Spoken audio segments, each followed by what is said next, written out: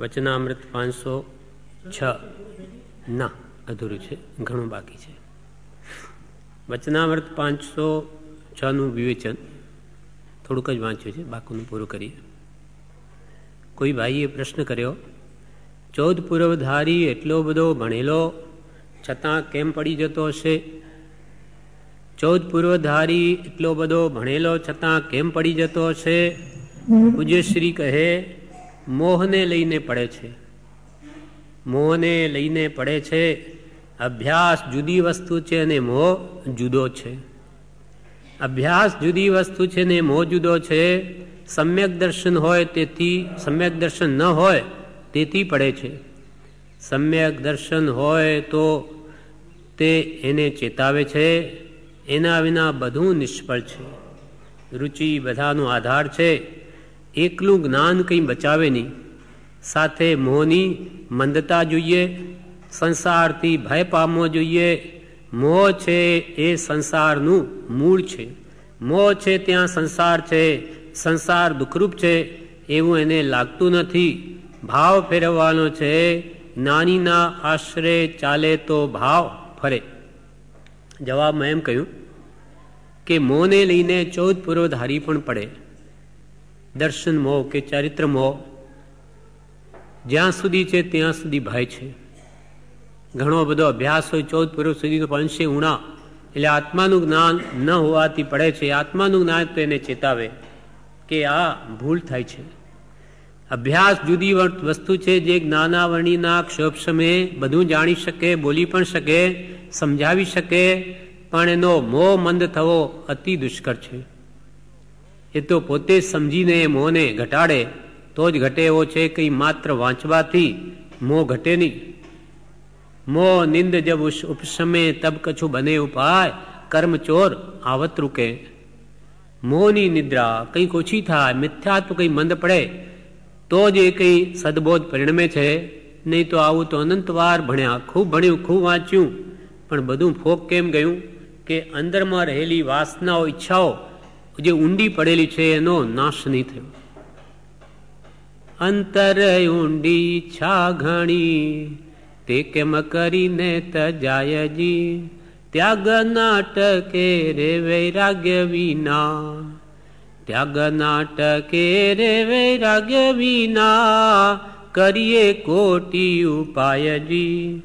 અંતર ઊંડી ઈચ્છા ઘણી તે કેમ કરીને તજાયજી, ત્યાગ નાટકે રે વૈરાગ્ય વિના. સાચો ત્યાગ અંતરંગ વૈરાગ્ય વિના ટકી શકે જ નહીં.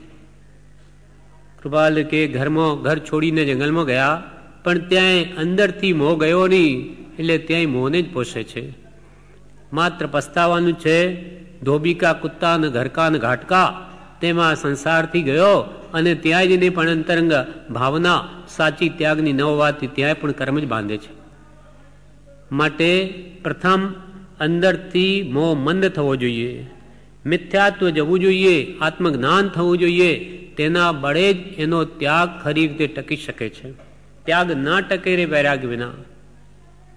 આવી રીતે જે કરે છે એને નિષ્કુલાનંદ એક સંત થઈ ગયા. એ કે છે, નિષ્કુલાનંદે કહે મન એ જન તણો વણ સમજો વૈરાગીજી.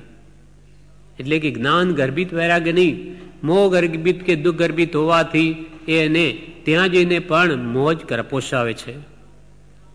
માત્ર બાહ્ય ત્યાગથી કામ થતું નથી. એટલે જ્ઞાની પુરુષોએ આત્મજ્ઞાન પછી દીક્ષા કહી. કા આત્મજ્ઞાની મુનિની આજ્ઞાએ એના આશ્રય, એના શરણમાં રહે તો પણ લેવામાં બાદ નથી. બાકી સ્વમતી કલ્પનાએ કે અજ્ઞાનીના આશ્રય એ દીક્ષા કોઈ કાળે કાર્યગત થતી નથી. અનંતકાળથી આપણું ચારિત્ર કેમ ફોગટ ગયું? આવી રીતે જ ફોગટ ગયું. પોતાને ગમ્યું કે હું દીક્ષા લઈ લઉં, લઈ લીધી. દીક્ષા શું, શા માટે પાડવી? એ મણિલાલને જે બોટાદવાળા એને જે કૃપાલદેવે કહ્યું કે એ તમારી ઈચ્છા સમી છે તે સારું છે, પહેલાં એ સમજો શા માટે દીક્ષા. ઘણા બધા કષાયો મંદ પડી જાય, 12 કષાયો 16માંથી 12, ત્યારે દીક્ષાને યોગ્ય બને છે. નહીં તો ત્યાં જેની મોજ પોસે છે. કૃપાલદેવ કહે છે કે જેવો મોહ શ્રાવકને ગ્રસ્તને પોતાના પુત્ર પ્રત્યે નહીં હોય, તેથી વિશેષ મોહ અજ્ઞાની ગુરુઓ પોતાના શિષ્ય પ્રત્યે રાખે છે. શું થયું? રૂપાંતર થયું. અહીંયા પુત્રનો મોહ છોડીને શિષ્યો પર પુત્રનો મોહ કર્યો, પોતાની સ્ત્રી છોડીને પ્રભુશ્રીને કહ્યું કેટલી બાઈઓ પર નજર ફરે છે, કેટલા શ્રાવકોના ઘર ગળે નાખ્યા છે કે આ ગામમાં મારા એટલા શ્રાવક, આ ગામમાં એટલા, તો શું ત્યાગ્યું? પ્રભુશ્રીને કૃપાલે મને તો કૃપાલે લેવા માંડ્યો કે એક ગયું ને બીજું આવ્યું, ત્યાગ્યું શું? ત્યારે પ્રભુશ્રી કે હો, ખરેખર હું તો ત્યાગી નહીં, મારે તો કેટલી લપ વળગી છે કે પૃથ્વી માગ આપે તો એમાં સમાઈ જાઉં, એવું મને થયું ને અંતરમાં થયું કે ખરેખર હું ત્યાગી નહીં. ત્યારે કૃપાલને કે હું ખરેખર ત્યાગી નહીં. ત્યારે કૃપાલ કે હવે તમે ત્યાગી, હવે કંઈક સમજ્યા કે મારે કરવું નહીં જોઈતું તો એ કરું છું, એ હવે ભાનમાં આવ્યું, એટલે હવે ત્યાગની કંઈ શરૂઆત થઈ. બાકી માની બેસે કે આ સંસાર છોડી દીધો, હવે તો આ વેશ આવી ગયો, એટલે શાસ્ત્ર સંબંધી થોડું જ્ઞાન હતું, તે દેવ તીર્થંકર ગુરુ આપણા અને આ દયા મૂળ ધર્મ એની શ્રદ્ધા હતી, અને હવે આ ચારિત્ર પણ આવી ગયું, બાય વેશ આવી ગયો, એટલે રાણે રત્નત્રયની પૂર્તિ થઈ ગઈ. હવે શું થઈ ગયું? રત્નત્રય પ્રાપ્તિ. હવે તો બીજા જીવોનું કલ્યાણ કરવું, માર્ગે ચઢાવવા, એમ માનીને બોધ આપે છે. જ્યારે માર્ગનો ભૂલેલો એને જ માર્ગનું ભાન નથી કે કઈ દિશામાં માર્ગ છે, એટલે ખરો અંતરંગ ત્યાગ ન આવે, તેથી એ બધું ફોક જાય છે. અનંત મેરુ પર્વત જેટલા ચારિત્ર ફોક કેમ ગયા હશે? આપણે આવું જ કર્યું છે. આજકાલ કોઈ સાધુ પુરુષો એવું કરતા હશે, એ એમને કર્મનો ઉદય છે, એ નિંદા પાત્ર નથી, દયાને પાત્ર છે. કેમ કે આપણે પણ અનંતકાળમાં આ જ કર્યું છે. અનંતકાળના મેરુ પર્વત જેટલા ચારિત્ર ફોકટ કેમ ગયા? આવા જ ધંધા કર્યા. માન, મોટાઈ, પરિગ્રહ પ્રત્યેની આસક્તિ, કે ધર્મને નામે મોટા થવું, કે બાહ્ય ક્રિયામાં ધર્મ માની બેસવું, આમ ઉપલક ધર્મ ક્રિયા કરીને પોતાને મહાત્મા માન્યા, અને લોકો પૂજે માને તે મનાવા દીધું. અસદગુરુ એ વિનેલો લાભ લહેજો કાંઈ, મહામોહનીય કર્મથી બુડે ભવજળ માય. માટે પોતામાં ગુણ નહીં હોય મનાવવાની ઈચ્છા રાખવી કે પ્રયત્ન કરવો, એ મહામોહનીયના ત્રિસ્થાનકમાંનો એક ભેદ છે, જે 70 કોડાકોડી સાગરોપમનો બંધ કરાવે, દર્શન મોહનો. માટે હંમેશા ધર્મના નામે મોટા નહીં થવું. એ લૌકિક મોટાઈ કરતાં પણ ઘણી જ ખરાબ છે. લૌકિક મોટાઈ નંદ સંસાર નહીં રજડાવે, જ્યારે આ તો રજડાવે. માટે અહીંયા કહ્યું કે મોહ છે તે 14 પૂર્વધારીને પાડી નાખે છે. મોહ નિંદ જબ ઉપશમે તબ કછું બને ઉપાય, અને કર્મ ચોર આવત રૂકે. સમ્યક દર્શન ન હોય તેથી પડે છે, સમ્યક દર્શન હોય તે એને ચેતાવે છે, એના વિના બધું નિષ્ફળ છે. માર્ગનું ભાન નહીં હોય, ગમે એટલો માણસ દોડે, પણ કઈ દિશામાં જવું એ જ ભાન ન હોય તો બધું ફોક એનું દોડેલું. જવું હોય મુંબઈ ને દોડે અમદાવાદ તરફ શું કામ આવે? એ તો જેમ દોડે તેમ દૂર જાય છે. લક્ષ્ય વગરનું બાણ ફેંકે તીર તે નકામું જાય. મહેનત ફોકટ, તીર પણ ગયું. કેમ કે લક્ષ્ય શું, શા માટે આપણે ભક્તિ કરીએ, સત્સંગ કરીએ, કે ભાઈ શા માટે કરીએ છીએ આ બધું? રાગદ્વેષ મોહ ઘટાડવા. તો રાગદ્વેષ મોહ કેમ ઘટતા નથી? શું કારણ છે? સંસાર પ્રત્યેની આસક્તિ અંદરથી કેમ તૂટતી નથી? ક્યાં બાદ છે? ક્યાં રહી જાય છે? ભાવ ક્યાં રહે છે? વૃત્તિઓ શું કરે છે? એવો લક્ષ્ય રહે તો કંઈક ત્યાંથી પાછો વળી શકે. નહીં તો ગાડરિયા પ્રવાહની જેમ લૌકિક ક્રિયાઓ કરી જ જાય. શા માટે? એનું ભાન નથી. એટલે આવી જડ ક્રિયાઓ અનંત કરી, પણ હવે જ્ઞાન ગર્ભિત ક્રિયા કરવી. જ્ઞાન ક્રિયા ભ્યામ મોક્ષ સમજીને આત્માર્થના લક્ષ્ય જ કરવું, અને કોઈ પ્રયોજન અર્થે નહીં. આવું તો બધું અનંતવાર કર્યું, પણ હવે સમજીને થોડુંક પણ ચલાય તે લક્ષ્યપૂર્વક સમ્યક દિશામાં આત્માર્થના લક્ષ્ય જ ચલાય તો જ કાર્યકારી છે. સમ્યક દર્શન હોય તેને ચેતાવે છે, એના વિના બધું નિષ્ફળ છે. રુચિ બધાનો આધાર છે. એકલું જ્ઞાન કંઈ બચાવે નહીં, કે મેં તો બધા શાસ્ત્રો વાંચ્યા, એ જ્ઞાન બચાવે નહીં. સાથે મોહની મંદતા જોઈએ. એ હું વાંચું છું તે મારા આત્મહિતાર્થે જ, સ્વ આત્મલક્ષી સાધનાએ વાંચું છું, મારા દોષ ઘટાડવા, કોઈને બતાવવા કહેવા માટે નહીં. એ લક્ષ્ય હોય તો જ લાભ થાય. બાકી વાંચી લે, 2 જણને કહી દે અને આનંદ માની લે કે આજે તો બહુ સત્સંગ થયો, સાનો માન મોટાઈ પોસાય એથી કલ્યાણ નહીં થાય. મોહની મંદતા થવી જોઈએ, સંસારથી ભય પામવો જોઈએ. ખરું જ્ઞાન જો પરિણમ્યું હોય તો એને સંસાર ભયરૂપ લાગવો જોઈએ, ત્રાસરૂપ લાગવો જોઈએ. સંસારથી ભય પામવો જોઈએ કે ચાર ગતિરૂપ સંસાર ઊભો જ છે. જો હું હવે આત્મશુદ્ધિ નહીં કરું તો અનંત સંસાર ઊભો છે, ચારે ગતિના દુઃખ ઊભા છે. આ તો મનુષ્ય એટલે કંઈક શાંતિ છે, બાકી ઢોર પશુની યોનિમાં ક્યાંય શાંતિ નથી. એથી પણ વિશેષ ભયંકર શાંતિ નરક નિગોદાદીમાં છે. જેમ જેમ ઇન્દ્રિયો ઓછી થાય તેમ દુઃખ વધે છે.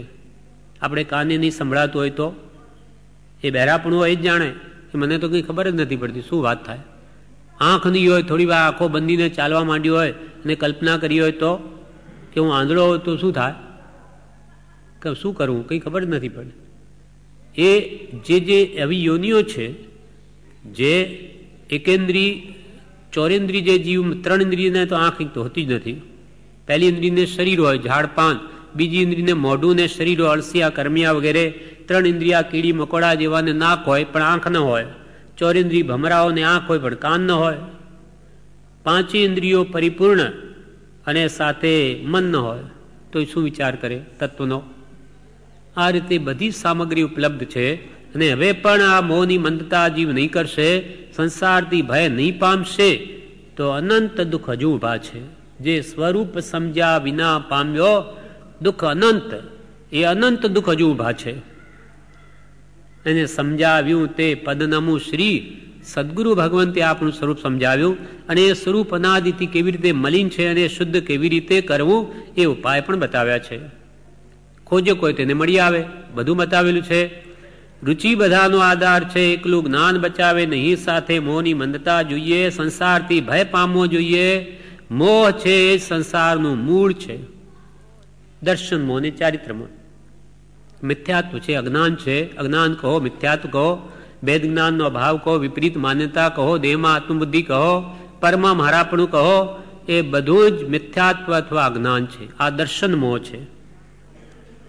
એ પહેલો કંઈક મંદ થાય ત્યારે રાગદ્વેષ ઘટે છે, એના વગર ઘટે જ નહીં. હું આત્મા છું, રાગદ્વેષ મને બંધનકારી છે, કશાય ભાવો મને મૂંઝવે છે, વિષયો મને બંધન કરાવે, એ ભાવ મિથ્યા તો મંદ પડે તો કંઈક સમજાય તો જ રાગદ્વેષ ઘટે, નહીં તો ઘટે જ નહીં. મોહ છે તે સંસાર છે, રાગદ્વેષ એ સંસાર છે, એને લઈને જ આ સંસારનું ગાડું ચાલે છે.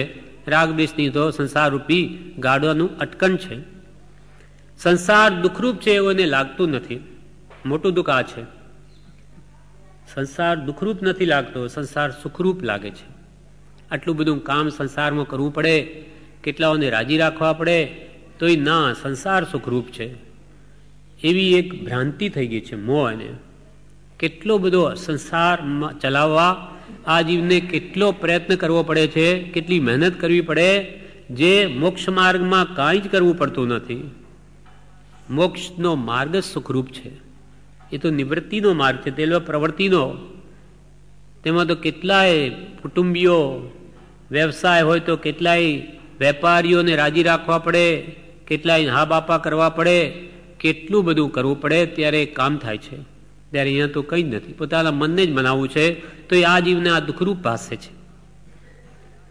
અનંત સૌખ્ય નામ દુઃખ ત્યાં રહી ન મિત્રતા, અનંત દુઃખ નામ સુખ પ્રેમ ત્યાં વિચિત્રતા.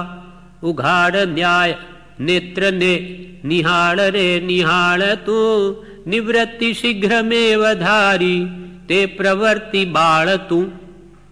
ઉઘાડ ન્યાય નેત્રને હવે તો ઉઘાડીને જો કે તું જ્યાં આનંદ સુખ માને છે ત્યાં અનંત દુઃખ છે, અને તું જ્યાં દુઃખ માને છે સંયમમાં, ત્યાગ વૈરાગ ઉપશમમાં, ત્યાં સુખ છે, ત્યાં કોઈ દુઃખ નથી.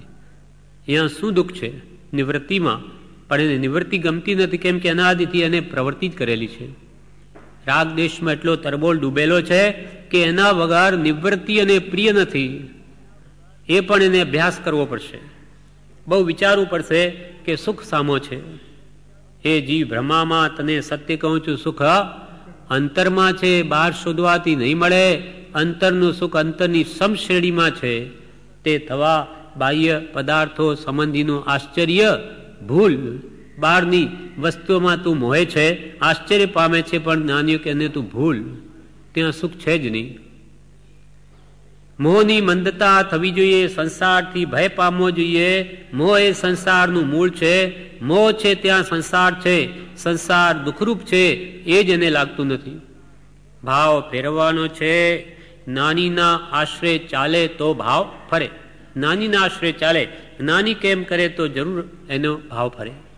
સદગુરુને ઓળખવામાં ભૂલ આવી તો બધામાં ભૂલ થશે. જ્ઞાની પુરુષને ઓળખવામાં જો ભૂલ આવીને આ સદગુરુમાં સદગુરુની માન્યતા થઈ ગઈ તો બધું જ ભૂલ, બધો સરવાળો ભૂલવાળો આવશે. માટે એક સત્પુરુષને બીજું કાંઈ શોધમાં, માત્ર એક સત્પુરુષને શોધીને તેના ચરણ કમલમાં સર્વભાવ અર્પણ કરી દઈ વર્ત્યો જા. પણ જ્યાં સુધી મોહ છે ત્યાં સુધી સત્પુરુષ ન ઓળખાય. જેને આત્મજ્ઞાન થયું છે એવા પુરુષને પણ ચેતતા રહેવાનું જ્ઞાની પુરુષો એ કહ્યું છે. તો પછી જેને માર્ગાનુસારીપણું પણ નથી તેને તો કેટલી બધી જાગૃતિ રાખવાની જરૂર છે. માર્ગમાં આવી ગયા, મુમુક્ષુ થઈ ગયા, મોહથી મૂંઝાય છે એવા માર્ગાનુસારી પુરુષોને પણ સદા જાગ્રત રહેવાનું કહ્યું છે.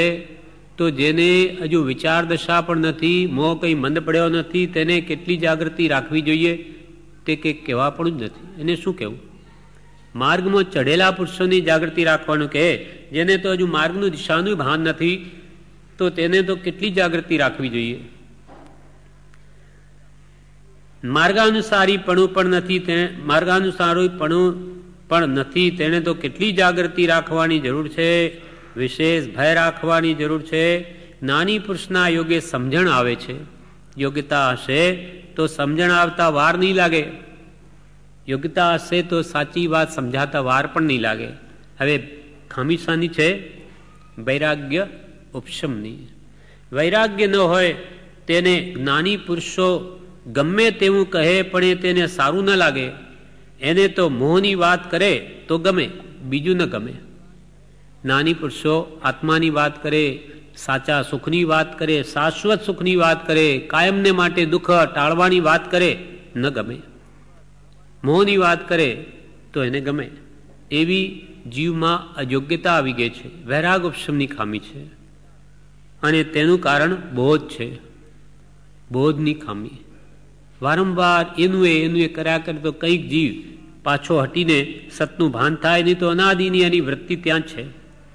સમયમ ગોયમ મા પમાએ ઘણી વાર વાંચે છે, સાંભળે છે, પણ આ મને કહ્યું છે એમ લાગતું નથી. આ તો ગૌતમ સ્વામીને કહ્યું છે, આપણને ક્યાં કહ્યું છે? સમય માત્ર પણ પ્રમાદ ન કરવો એમ કે છે કે એ તો ગૌતમ સ્વામીને કહ્યું છે, આપણને ક્યાં કહ્યું છે? આપણે તો જાણે સદા અપ્રમાદી જોઈએ, અરે અપ્રમાદ દશામાં જોઈએ, સદા જાગ્રત જોઈએ, આપણને શું કહે?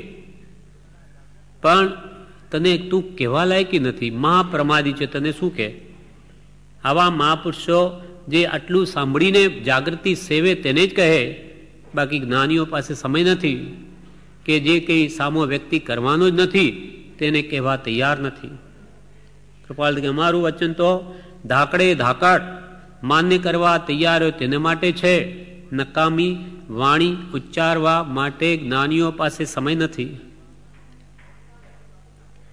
પણ આપણને ક્યાં કહ્યું છે એમ એને લાગે છે જેમ જેમ ઉપદેશની સફળતા લાગશે તેમ તેમ ઉપદેશ પરિણમશે.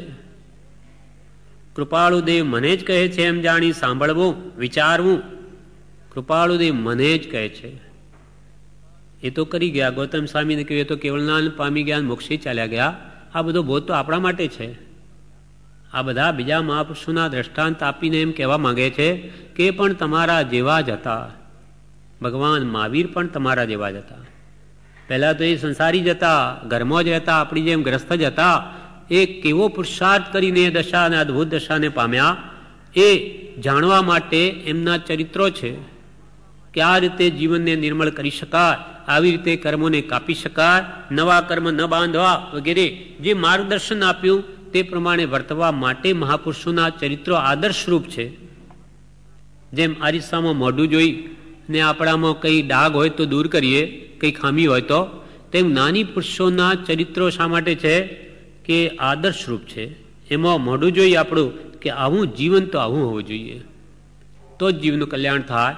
હવે આપણામાં ક્યાંથી કયા ડાગો છે, રાગના, દ્વેષના, મોહના, કામના, ક્રોધના, માનના, માયા, લોભના, એ વગેરે જોઈને કાઢવાના છે. એના માટે મહાપુરુષોના જીવન ચરિત્રો છે. કૃપાળુદેવ મને જ કહે છે એમ જાણી સાંભળવું, વિચારવું. આત્મા નિત્ય છે એમ જીવ કહે છે અને પાછો ભય પામે છે. તેનું કારણ ઉપદેશ બોધ થયો નથી અથવા સાંભળ્યો તો ગ્રહણ કર્યો નથી, તેથી સિદ્ધાંત પરિણામ પામતો નથી. આપણે કે આત્મા તો નિત્ય છે, એ કોઈ કાળે મરવાનો નથી એમ ઠોકીને કહી દઈએ અને હમણાં અહીંયા સાપ આવે તો બધા ઉઠીને ભાગી જઈએ. તમે કહો છો ને કે આત્મા નિત્ય છે, તો કે એ તો કહેવાય, પણ હમણાં આ દેહ છૂટી જાય તો પછી શું કરીએ?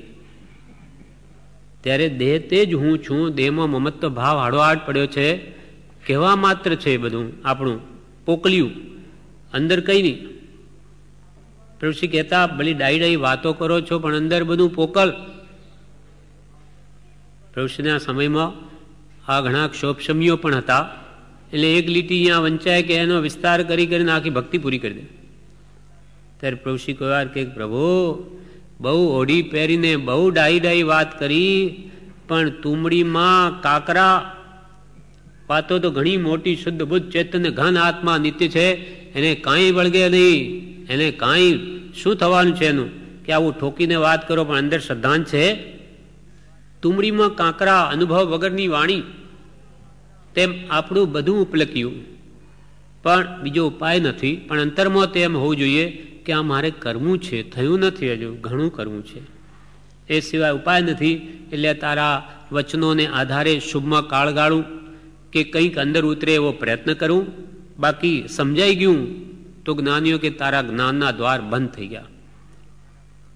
શું સમજાણું? ધૂળ સમજાણું? પ્રભુશ્રી કે ગયો કઈ રાગ દ્વેષ ઘટ્યા? ના, તો કઈ સમજાણું નથી. જીવ કહે છે આત્મા નિત્ય છે એમ જીવ કહે છે ને પાછો ભય પામે છે, તેનું કારણ ઉપદેશ બોધ થયો નથી. હજુ એના અંદર વૈરાગ ઉપશમ પરિણમ્યો જ નથી. આ માત્ર ઉપલક વાતો શા માટે કરે કે અંતરમાં પર પદાર્થો પ્રત્યે ખેદ વિરક્તિ ભાવ આવ્યો જ નથી. સંસાર દુઃખરૂપ છે એમ કહીએ છીએ પણ દુઃખરૂપ લાગ્યો નથી. કોઈ વસ્તુને આપણે ઝેર જાણ્યું હોય તો પછી એને કોઈ પીએ, અને પીએ તો એને ઝેર જાણ્યું જ નથી. અર્થાત એ સંસાર દુઃખરૂપ છે, નાશવંત છે એમ કહેતા છતાં એમાં જ નિરંતર પ્રવર્તે તો એનું માત્ર કહેવા માત્ર છે, એને જાણ્યું જ નથી. સંસાર દુઃખરૂપ છે એમ જણાવ્યું જ નથી. બ્રહ્મચારીજીએ દ્રષ્ટાંત આપ્યું કે બાળક હોય, સંડાસ કરે, પછી એમાં જ રમે. એને તો ખબર નથી આ સંડાસ છે કે આ મળમૂત્ર છે, એમાં આમ નહીં રમવું જોઈએ. એટલે માં કે હે છી છી છી છી, ત્યારે પેલો બોલે કે હા છી છી છી છી, એમ કર્યા કરે ને પાછા હાથ ક્યાં નાખે? એમાં જ. તેવું કે છે આપણું છે. નાનીઓ કે ખોટું, તો કે હા આપ કહો છો તો ખોટું. પોપટ કે રામ રામ, તો કે હા રામ રામ. પણ રામ દાડમ છે કે દ્રાક્ષ છે એને ખબર નથી. કે રામ પરમાત્મા છે તેમ આપણે કે ભગવાન આપ કે તેમ જ છે બધું, પણ અમે તો વર્તીશું તો એમ જ. ત્યારે જ્ઞાનીઓ કે તને હજુ કંઈ ખબર જ પડી નથી, માત્ર પોપટવાળું રામ રામ કે છે પણ રામનું સ્વરૂપ સમજાયું નથી. તેમ આત્મા નિત્ય છે એમ જીવ કહે છે ને પાછો ભય પામે છે, તેનું કારણ હજુ ઉપદેશ બોધ પરિણમ્યો નથી. અથવા સાંભળ્યો તો ગ્રહણ કર્યો નથી. તો કે મેં તો સાંભળ્યું છે, તો કે ભલે સાંભળ્યું પણ તે ઉપદેશને ગ્રહણ નથી કર્યો, તેથી સિદ્ધાંત બોધ પરિણામ પામતો નથી. પ્રભુ કે 6 મહિના આત્મસિદ્ધિ આ 6 પદનો પત્ર ફેરવે તો જ્ઞાન થઈ જાય એવું છે પ્રભુ. તો 6 મહિના તો શું 60 વર્ષ સુધી ફેરવ્યા તો એ કેમ ન થયું? કંઈક ખામી રહી જાય છે. તે છે વૈરાગ્ય ઉપશમની. વૃત્તિઓ ત્યાંથી ખસતી જ નથી. પ્રેમ પ્રીતિ અનંતી પર થકી જે તોડે તે જોડે એ પરમ પુરુષથી રાગતા. એકત્વતાઓ દાખી ગુણ ગેહ, પણ એ પ્રીતિ અનંતથી પર થકી તૂટતી જ નથી. એની વૃત્તિ ઘરમાં, કુટુંબમાં, ધનમાં, માન મોટાઈ વગેરેમાં જ પડી છે. ધર્મ તો એક સાઈડ બિઝનેસ હોય તેમ જાણે ઠીક કરીએ છીએ, મોક્ષ મળશે તો ઠીક, નહીં તો નહીં. પણ આ જ કર્તવ્ય છે બીજું બધું મૂકીને નિષેધીન, એ ભાવ જ્યાં સુધી નહીં આવે ત્યાં સુધી એનું પરિણામ પણ એને જાણવા નહીં મળે, આત્માનો અનુભવ નહીં થાય, એનો આસ્વાદ પણ નહીં આવે. એટલે વૈરાગ ઉપશમની ખૂબ જરૂર છે. વળી આગળ કે છે બોધ બે પ્રકારે છે, એક ઉપદેશ બોધ અને બીજો સિદ્ધાંત બોધ. ત્યાગ વૈરાગીની ભૂમિકા આવશે ત્યારે સિદ્ધાંત બોધ પરિણમશે. ઉપદેશ બોધ એ શરૂઆતની ભૂમિકા છે. પહેલા ઉપદેશ બોધ પરિણમવો જોઈએ, ત્યારે જ આત્મસિદ્ધિ પરિણમે. ઉપદેશ બોધમાં ત્યાગ વૈરાગ્યનો ઉપદેશ હોય છે, એથી પુરુષાર્થ વર્ધમાન થાય છે. ખરો અંતર ત્યાગ આવે તો એનું પુરુષાર્થ આત્મા ભણી વળે. આત્મસિદ્ધિ એ સિદ્ધાંત બોધ છે. આત્મસિદ્ધિ રોજ બોલે, પણ જ્યાં સુધી યોગ્યતા ન હોય ત્યાં સુધી પરિણમે નહીં. રોજ બોલીએ છીએ આત્મસિદ્ધિ, એક વાર શું બે વાર યાં તો ચાલે, પણ છતાં કે છે આત્મસિદ્ધિ રોજ બોલે પણ જ્યાં સુધી યોગ્યતા ન હોય ત્યાં સુધી પરિણમે નહીં. હું આત્મા છું દ્રઢ થાય નહીં, કેમ કે હું તો દેહ છું અને દેહના સંબંધીઓ આ કુટુંબ ધન મારા છે, એ ભાવ જ્યાં સુધી કંઈ આરંભ પરિગ્રહની મંદતા નહીં થાય, મૂર્છા ભાવનો, ત્યાં સુધી આ ભાવ ક્યાં ઉતરે. આત્મસિદ્ધિ રોજ બોલે પણ જ્યાં સુધી યોગ્યતા ન હોય ત્યાં સુધી પરિણમે નહીં. છ દર્શનના સારરૂપ જ્ઞાની પુરુષના વચનો છે. છ દર્શનના સારરૂપ જ્ઞાની પુરુષના વચનો છે. દર્શન સટે સમાય છે. આ સટ સ્થાનકમાં, આ છ સ્થાનકમાં છ દર્શનો સમાય છે. વિચારતા વિસ્તારથી સંશય રહે ન કાંઈ. વિસ્તાર પર કોઈ વાતને વિચારવામાં આવે તો એની શંકાને ક્યાંય સ્થાન ન રહે, એને પણ લાગે કરું એ ખરેખર એમ જ છે. છ દર્શનો એમ આવી ગયા. છ દર્શનના સારરૂપ જ્ઞાની પુરુષના વચનો છે, જે ત્રણેય કાળ ફરે નહીં તે સિદ્ધાંત બોધ છે. જેમ કે બે ને બે ચાર જ થાય, બે ને બે કોઈ દિવસ ત્રણ નહીં થાય. પછી મરાઠીમાં, તેલુગુમાં, તમિલમાં કે ગુજરાતી, હિન્દી, મારવાડી ગમે તે ભાષામાં બે ને બે તો ચાર જ થાય. તેમ સિદ્ધાંત વર્તમાન કાળમાં, ભૂતમાં કે ભવિષ્યમાં ત્રણેક કાળ ફરે જ નહીં. સિદ્ધાંત તો એક જ હોય. આત્મા નિત્ય તે નિત્ય જ હોય, એ કોઈ કાળે મરે જ નહીં. આત્મા જ્ઞાન દર્શન સ્વભાવવાળો તે એમ જ હોય. જાણ જાણ કરવાવાળો, જોવાવાળો, એ કોઈ કાળે એનું જાણપણું ત્રિકાળમાં નહીં છોડે. અને જડ એવું પૂદગલ દ્રવ્ય તે કોઈ કાળે પણ ચેતન નહીં થાય. જડ ભાવે જડ પરિણમે ચેતન ચેતન ભાવ, કોઈ કોઈ પલટે નહીં છોડી આપ સ્વભાવ. કે ભાઈ હમણાં નહીં પણ ભવિષ્યમાં ચેતન જડ થઈ જશે અથવા જડ ચેતન થઈ જશે. ભૂતકાળમાં થયું નથી, વર્તમાનમાં કોઈ અનુભવ્યું નથી, અને ભવિષ્યમાં પણ એવો અનુભવ ક્યારે કદી ન થાય. જડથી ચેતન ઉપજે અને ચેતનથી જડ થાય એવો અનુભવ કોઈને ક્યારે કદી ન થાય. અનંતકાળ પછી પણ નહીં થાય, કેમ કે દ્રવ્ય પોતાનું જે મૂળ સ્વભાવ છે કોઈ દિવસ છોડે નહીં. એ જે તે ત્રણેય કાળ ફરે નહીં તે સિદ્ધાંત બોધ છે. આપણે ભલે માનીએ ન માનીએ તે કોઈ ફરક નહીં પડે. આપણે તો એમ કહી દે અમેરિકા, લંડન, ફ્રાન્સ, ઇટલી કોઈ જ નથી, બધી કલ્પના ક્યાં છે? દેખાય છે કઈ? આપણને તો ઘણું બધું નથી દેખાતું, તેથી કે નથી જગતમાં. તેમ આપણે કહીએ કે આત્મા નથી, આત્મા નામનો કોઈ પદાર્થ નથી, બધી કલ્પનાઓ છે. તેથી કઈ આત્માનું હોવાપણું ત્રણેય કાળમાં નાશ નહીં પામે. આપણે કઈ કોઈ સ્વર્ગ નરક કાંઈ નથી, આ તો બધું આ ઊભું કરી દીધું ખોટું, અને પાપમાં લાગી પડે અને એ નરકમાં ચાલ્યો જાય ખોટા પાપના ફળ ભોગવવા, અને પછી એને પસ્તાવો થાય કે મને તો ખબર જ નહોતી, હું તો જાણતો કંઈ છે નહીં, તો પછી એનો કોઈ ઈલાજ નથી. આવા જેમ ઝેરના અખતરા થાય નહીં, તેમ જ્ઞાની પુરુષોની વાણી વિરુદ્ધ કદી વર્તવું નહીં, નહીં તો પછી માત્ર પસ્તાવો છે, એનો કોઈ ઉપાય નથી. નાની કહે, કોઈ કહે કે આ ઝેર છે, સેનાઇડ કંઈક ઝેર આવે, જીભને અડે કે માણસ કે મરી જાય. પણ આપણા જેવા કે ભાઈ એવું કંઈ હોતું હશે કે જીભને અડે માણસ મરી જાય? તો કે અખતરો કરી જુઓ, મૂકો મોઢામાં ખબર પડે. તો મૂકે તો શું થાય? મરી જાય. તેમ ઝેરના અખતરા નહીં થાય, તેમ નાની પુરુષે જે કહ્યું તે માન્ય કરવું. પાપનું ફળ દુઃખ છે, દુઃખ જ છે. શાતા અશાતા વેદની ભગવંતે કહ્યું એમ જ છે. કેમ કે મિથ્યા કહેવાનું એમને કોઈ પ્રયોજન નથી. જો સંસારમાં ત્રણેય લોકમાં સ્વર્ગ કે નરક કે આ કર્મ ફળ ભોગવવાના તે ભોગ્ય વિશેષના સ્થાનક દ્રવ્ય સ્વભાવ ગહન વાત છે. શિષ્ય આ કઈ સંક્ષેપે સાવ એ જો નહીં હોત તો નહીં કહેત, એમને શું ફરક પડે? અને છે માટે કહેવું પડ્યું, જેમ છે તેમ કહ્યું છે. માટે આપણે જેમ છે તેમ માની લેવું એમાં આપણું હિત છે. નહીં તો બહુ મોટી રિસ્ક લઈએ છે કે પછી પાપના ફળ ભોગવવા નરક નિગોદાદીમાં ઘૂસી ગયો, અનંત કાળે પાર નહીં આવે. માટે અહીંયા કહે છે કે ભગવંતોએ જે સિદ્ધ કરીને કહ્યું તે સિદ્ધાંત બોધ છે. જેટલો ત્યાગ વૈરાગ્ય હશે તેટલું સમજાશે અને સંકિત થશે. મિથ્યાત્વ અનાદિકાળથી જીવને અવળું સમજાવે છે.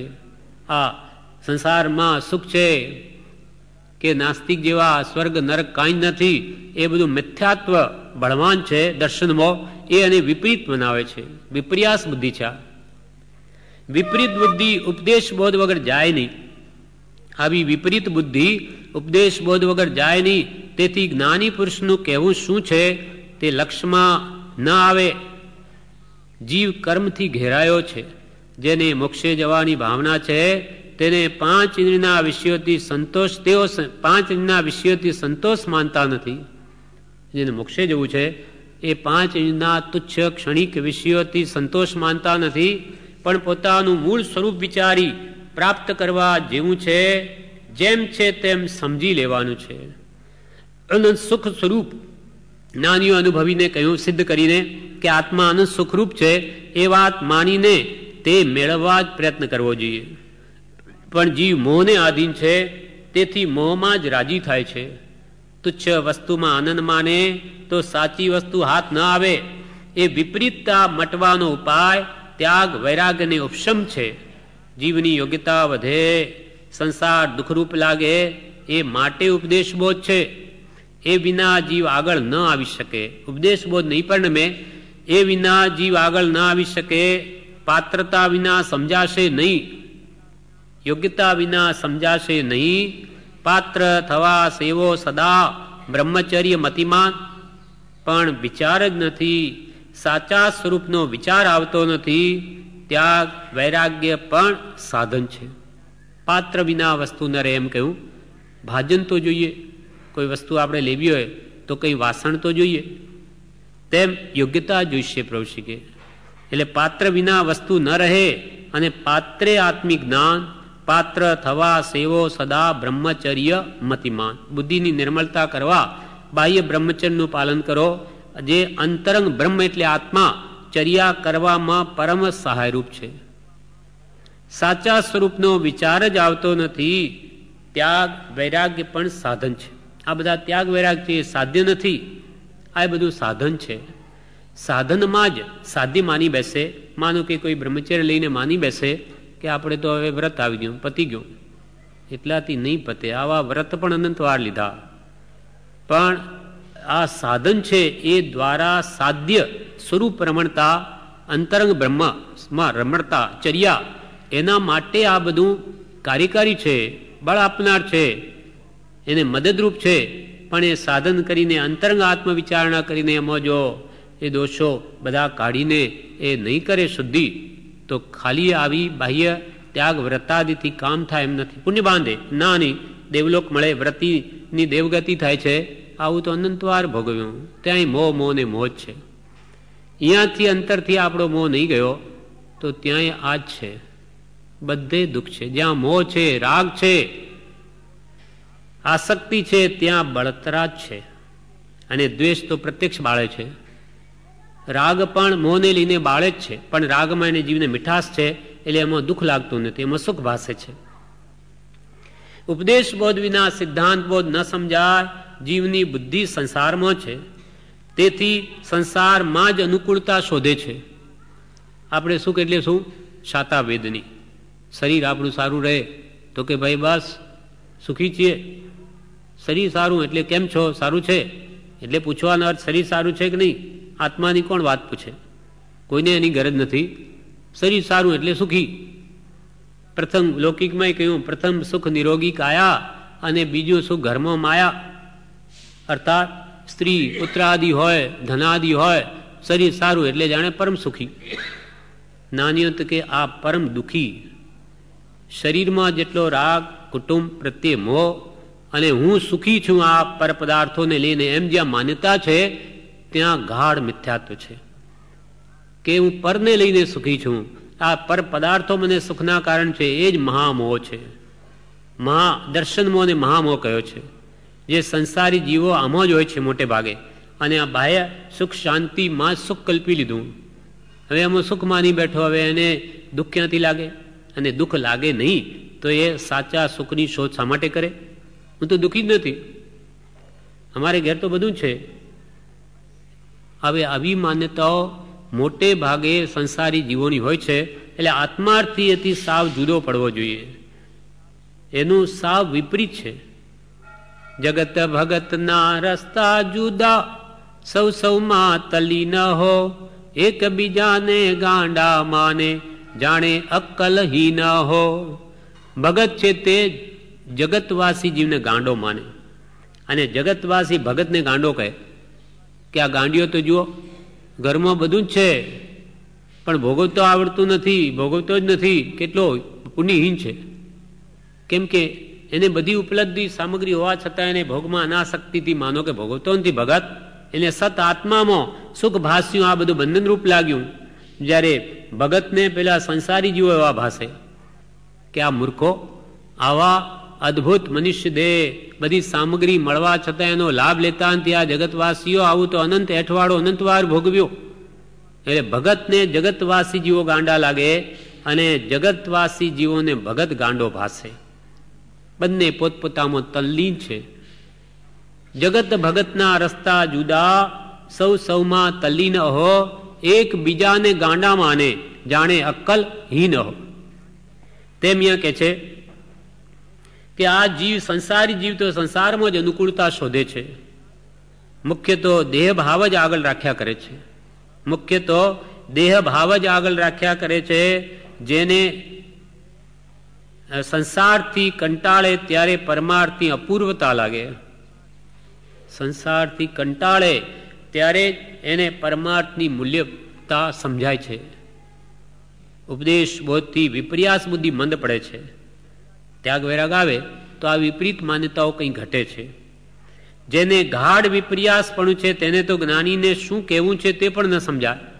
દર્શનમાં બળવાન છે, સંસાર સુખરૂપ છે, ત્યાં તન્મય વૃત્તિ છે, એને જ્ઞાની ગમે એટલો બોધ આપે એને નહીં સમજાય, બેસે જ નહીં. વૈરાગ ઉપશમ જોઈશે, એ હશે તો જ છૂટવાની ભાવના થશે. વિપર્યાસ બુદ્ધિ ગયા વિના સ્પષ્ટ રૂપ સમજાય નહીં, સબ સ્પષ્ટ સ્વરૂપ સમજાય નહીં. વિપર્યાસ બુદ્ધિ છે ત્યાં હું ને મારું છે, અને એ જ મોહ છે.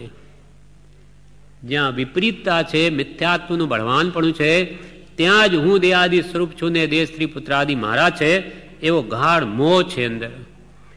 વિપર્યાસ બુદ્ધિવાળાનું વર્તન બધું સવળું છે. વિપર્યાસ બુદ્ધિવાળાનું વર્તન બધું અવળું છે, વિપરીત છે. બુદ્ધિ જેની સંસારમાં છે, રાગ મોહ સુખ બુદ્ધિ જેની, શરીરમાં છે આત્મબુદ્ધિ જેની, તેનું કે છે બધું જ અવળું, અને સમ્યક દ્રષ્ટિનું બધું જ સવળું. વૈરાગ ઉપશમ આવે તો વિપર્યાસપણું ઘટે છે. આ પ્રમાણે વિપરીતતા ઘટાડવા માટે વૈરાગ ઉપશમની અત્યંત આવશ્યકતા છે. અને એ મેળવવા માટે આરંભ પરિગ્રહ પ્રત્યેથી વૃત્તિ ઉપશાંત પામવી જોઈએ. એટલે કે છે વૈરાગ ઉપશમ વધારવા માટે આરંભ પરિગ્રહની નિવૃત્તિ કરવી. કેમ કે આરંભ અને પરિગ્રહ એ વૈરાગ ઉપશમના કાળ છે, અને અવૈરાગ્ય અને અનુપશમના મૂળ છે. સમજણ ફરી તો બધું ફરી જાય. સમજણ ફરી તો બધું ફરી જાય.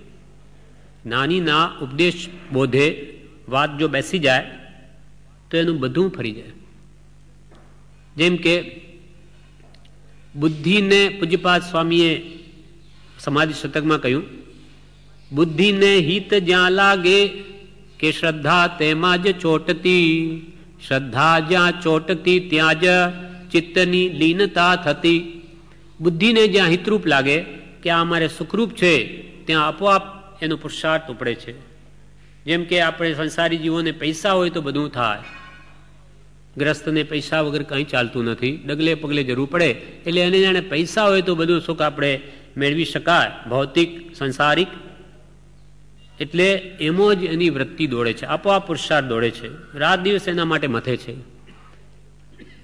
કે બુદ્ધિને હિત જ્યાં લાગે શ્રદ્ધા તેમાં જ ચોંટતી, અને શ્રદ્ધા ચોંટતી ત્યાં જ ચિત્તની લીનતા થતી, ત્યાં જ ચિત્ત વારંવાર દોડે અને તેના જ પુરુષાર્થમાં રહે છે. મિથ્યાત્વવાળી બધી બુદ્ધિ છે એટલે સંસારમાં સુખ બુદ્ધિ થઈ, કુટુંબમાં, ધનમાં, ઘરમાં, એટલે ત્યાં દોડે. અને એ જ બુદ્ધિ સત્પુરુષના બોધે આત્મા સુખરૂપ છે કે એનો માર્ગ સુખરૂપ છે અહીંયા જો સમજાઈ જાય તો એનો પુરુષાર્થ કરે. એટલે સમ્યક જ્ઞાન, સમ્યક દાન, પછી સમ્યક દર્શન આવે અને પછી સમ્યક ચારિત્ર, તે પ્રત્યે એની ચર્યા થવા લાગે. પણ એના માટે આરંભ પરિગ્રહની નિવૃત્તિ હોય તો સત્પુરુષનો બોધ વિચારી શકાય અને વૈરાગ ઉપશમ આવે તો કામ થાય. આરંભ પરિગ્રહ સાપ જેવા છે, એ હોય તો વૈરાગ ઉપશમ ક્યારે નાશ પામી જાય તેનું કંઈ કહેવાય નહીં. નાશ પામી જાય કે નાસી જાય, એક જ થયું. એટલે આરંભ પરિગ્રહ સાપ જેવા છે, એ હોય તો વૈરાગ ઉપશમના કાળ કયા ને વૈરાગ ઉપશમ ભાગી જાય. સાપ આવે તો પછી આપણે જેમ ભાગી જઈએ તેમ આ વૈરાગ ઉપશમ ભાગી જાય. બ્રહ્મચારીજીએ તો કહ્યું આ જીવ કેવો છે કે એક સાપ ઘરમાં જો દીઠો હોય તો એ કાઢે નહીં ત્યાં સુધી ઊંઘ આવે નહીં, એ ક્યાં ભરાઈ ગયો ત્યાં સુધી ફડફડ થયા કરે કે ક્યારે આ બહાર નીકળે.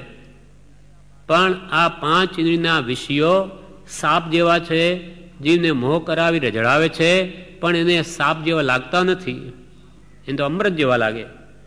અને કે છે એને સોળમાં ઘાલીને સૂવે છે. એવો જીવ અનાદિના મોહથી ભ્રમિત છે, એટલે એને મોહ મીઠો લાગે છે, એને લઈને આરંભ પરિગ્રહ છે.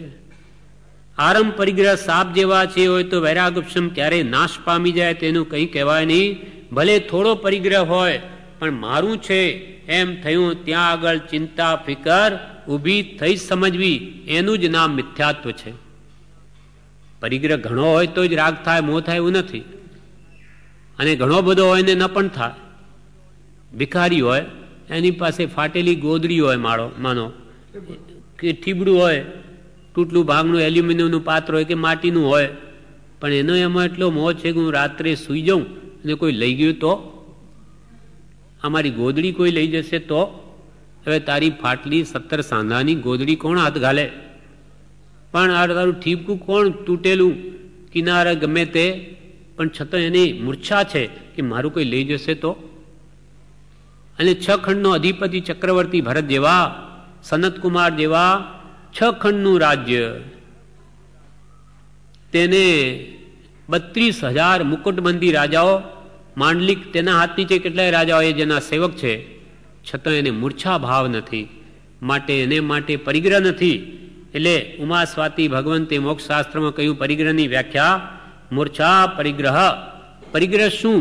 મૂર્છા એટલે મારાપણું, એ જ્યાં છે ત્યાં પરિગ્રહ છે. પછી પરિગ્રહ ભલે થોડો હોય, મૂર્છા વિશેષ હશે તો એટલું જ દુઃખ છે. અને ઘણો પરિગ્રહ હોય તો મારું છે જ નહીં, હું તો આવ્યો ત્યારે એકલો જ આવેલો, જવું હશે તો જશે, રહેવું જે થવું હશે થશે, હું કેટલું પકડીને રાખી શકું. એમ કરીને મન ઉપરથી ભાર કાઢીને ઉપરથી સંભાળે તો એના નસીબમાં હોય તો ક્યાંય નહીં જાય. અને પાપ પરથી પુણ્ય પરવારી ગયું તો ગમે એટલું પકડીને તિજોરીમાં રાખશે ને તો એને એવી બુદ્ધિ સૂચશે, કંઈ એવો વેપાર કરશે, કંઈ આડું ઉડું કરશે કે બધું સાફ. કેમ કે બુદ્ધિ કર્માનુસારિણી, કર્મને અનુસાર બુદ્ધિ ઉપજે છે. અને વિનાશ કાળે વિપરીત બુદ્ધિ, પુણ્ય ખવાઈ ગયું હોય તો બુદ્ધિ એવી વિપરીત ઉપજે કે એવા કામ કરે બધું જતું રહે. માટે બુદ્ધિ સમ્યક કેમ રહે? એ સત્પુરુષના વચન દ્વારા ધર્મનો પુરુષાર્થ કરે, સતમાં રહે તો બુદ્ધિ હંમેશા સત રહે. અને એનું ક્યાંય જવાનું નહીં હોય તો નહીં જાય, જવાનું હોય તો બચી જાય, પણ એ ધર્મથી ફેરફાર થાય, ચિંતાથી કંઈ નહીં થાય. ચિંતા સે ચતુરાઈ ઘટે રૂપગુણ જ્ઞાન, ચિંતા તો બડી અભાગીન ચિત્તા સમાન હૃદયને બાળે, એ કંઈ પરિગ્રહને પકડી નહીં રાખે. અને જ્ઞાનીઓ કે તારું પેટ ભરાય છે, શું કામ ચિંતા કરે? તો કે આ કુટુંબ માટે તારું સંગ્રહેલું નહીં રહે. એ જીવો પણ એના પુણ્ય લઈને આવ્યા છે, એ તારા પુણ્ય નથી જીવતા. એટલે કહ્યું નીતિમાં કે પુત સપૂત તો ક્યું ધન સંચે, અને પૂત કપૂત તો ક્યું ધન સંચે. તારો પુત્ર જો સુપુત્ર છે, પુણ્યશાળી છે, એને સંસ્કાર ધન આપે એ મોટું ધન.